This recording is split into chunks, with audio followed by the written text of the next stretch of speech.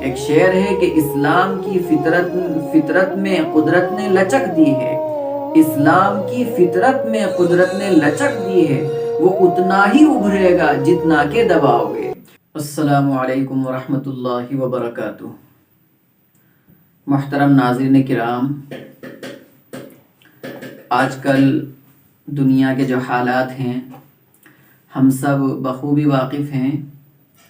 بسا اوقات اخبار کے اندر اس کی خبریں جو ہے آتی ہیں، کبھی اس طرح سوشل میڈیا پر اس کی خبریں جو ہے آتی ہیں، موبائل پر اس کی خبریں جو ہے وائرل ہوتی ہیں، اور عام طور پر دیکھنے میں یہ بات آتی ہے کہ مسلمانوں پر ظلم و زیادتیاں ہوتی ہیں، یا مسلمانوں کے جو اسلامی اعمال ہیں، اسلامی احکام ہیں، ان پر پابندی جو ہے لگائی جاتی ہے۔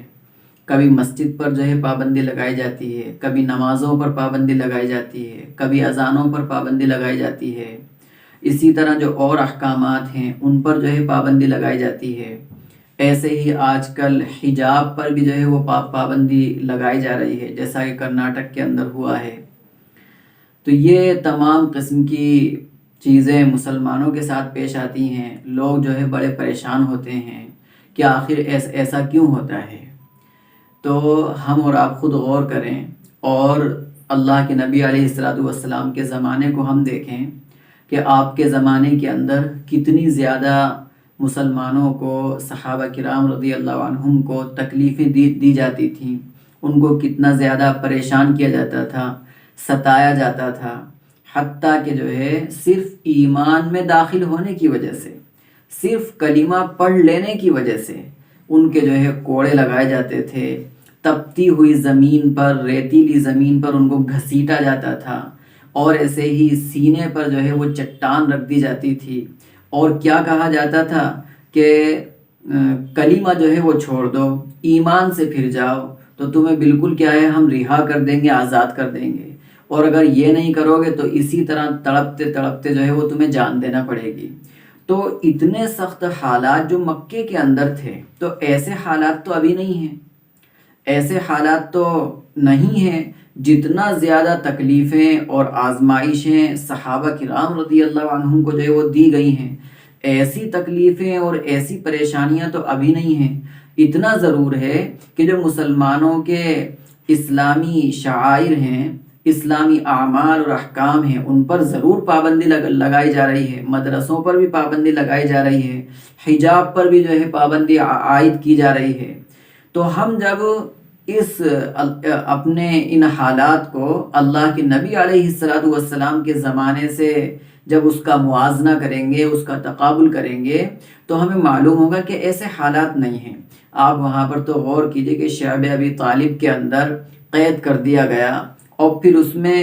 کتنا زیادہ جو ہے وہ تکلیفیں، پریشانی اور فقر و فاقے تک کی جو ہے وہ نوبت آئی، حتیٰ کہ جو ہے وہ صحابہ کرام رضی اللہ عنہم نے جو ہے وہ پتے چبائے۔ تو کیسی سخت تکلیفیں اور پریشانی تھیں۔ تو آج کل کے جو حالات ہیں، اب یہ جو حالات ہیں، ان حالات کو دیکھ کر انسان جو ہے وہ اسلام سے پھر جائے، اسلام سے ہٹ جائے، یا اسلامی جو اعمال ہیں ان سے دور ہو جائے، یہ اس کا علاج نہیں ہے،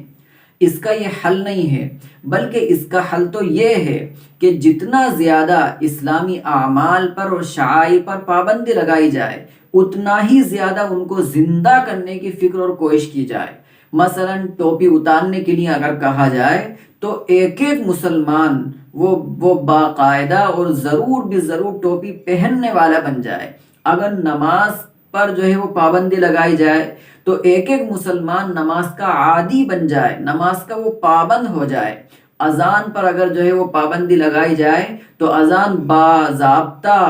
وقت کے ساتھ بالکل جو ہے اس کو دی جائے، اس کو ترک نہ کیا جائے، بلکہ کیا اس کو جو ہے وہ دی جائے۔ ایسے ہی حجاب کا جو معاملہ ہے، تو اس کو بھی ہماری جتنی مائیں اور بہنیں ہیں وہ سب جو ہے اس کا عزم کریں کہ ان کو حجاب کے ساتھ ہی رہنا ہے، حجاب جو ہے یہ ان کے لیے ایک حفاظت کا ذریعہ ہے، حفاظت کا سامان ہے۔ اگر وہ حجاب چھوڑ دیں گی، برقع چھوڑ دیں گی، تو گویا کہ جو حفاظت ان کی ہو رہی تھی اب وہ حفاظت ان کی نہیں ہو پائے گی۔ اس لیے تمام مائیں اور بہنیں اس کا تو عزم کریں کہ جتنی چیزوں پر پابندی لگائی جا رہی ہے اس کو تو باضابطہ کرنا ہے، پختگی کے ساتھ اس کو جو ہے کرنا ہے۔ تو یہی جو ہے وہ ہمارا حل ہے، اور جتنا زیادہ ہم اس کو پختگی کے ساتھ کریں گے اور اس پر عمل کریں گے، عمل کرنے والے بنیں گے، تو انشاءاللہ وہ کبھی جو ہے ختم نہیں ہوگا، بلکہ وہ اسلام اور اسلامی شعائر اور ابھر کر آئیں گے۔ ایک شعر ہے کہ اسلام کی فطرت میں قدرت نے لچک دی ہے، اسلام کی فطرت میں قدرت نے لچک دی ہے، وہ اتنا ہی ابھرے گا جتنا کہ دباؤ گے۔ تو اس لیے یہ جو حالات ہیں ان کا واحد علاج یہ ہے کہ ہم جو اسلامی تعلیمات ہے اور قرآن کی تعلیمات ہے، حدیث کی تعلیمات ہے، اللہ کے نبی کی تعلیمات ہے، اس کو جانیں بھی، اور جاننے کے بعد اس پر باقاعدہ عمل کرنے والے بن جائیں، عمل پیرا ہو جائیں، عامل بالقرآن بن جائیں، عامل بالسنہ بن جائیں، تو انشاءاللہ ہمارے جو دینی شعائر ہیں، اسلامی شعائر ہیں، وہ کبھی ختم نہیں ہوں گے، کبھی وہ جو ہے نیست و نابود نہیں ہوں گے، بلکہ انشاءاللہ وہ اور ابھر کر سامنے آئیں گے۔ اور ایسے ہی میری وہ بہنیں اور مائیں قابل مبارکباد ہیں کہ جن پر جب حجاب کے تعلق سے پابندی لگائی گئی تو انہوں نے قانون کے دائرے میں رہ کر اس کا جو ہے دفاع کیا اور حق کو جو ہے بلند کرنے کی فکر کی اور کوشش کی، تو قابل مبارکباد ہیں۔ اسی لیے ہماری ایک بہن کو اور ہماری ماؤں کو یہ چاہیے کہ وہ خود بھی پردے کا اہتمام کرنے والی بنیں، اور اپنی بچیوں کو، بیٹیوں کو، اپنی جو ماتحت ہیں ان کو بھی اس کی باقاعدہ تاکید کریں اور تلقین کریں کہ جب وہ گھر سے جائیں تو برقعے کے ساتھ، حجاب کے ساتھ، پردے کے اہتمام کے ساتھ جائیں۔ تو اگر ہمارا یہ عمل رہے گا تو انشاءاللہ یہ ختم نہیں ہوگا، بلکہ یہ انشاءاللہ اور ابھر کر سامنے آئے گا، اور پھر یہ انشاءاللہ دوسروں کی ہدایت کا ذریعہ بنے گا، اور دوسروں کی ہدایت کا جو ہے سامان ہوگا۔ تو ہمارا واحد علاج یہی ہے کہ ہم اسلامی تعلیم پر عمل کرنے والے بن جائیں، تو انشاءاللہ یہ تعلیم ابھر کر آئے گی، اسلام ابھر کر آئے گا، اور انشاءاللہ پھر وہ دوسروں کی ہدایت کا ذریعہ بھی بنے گا۔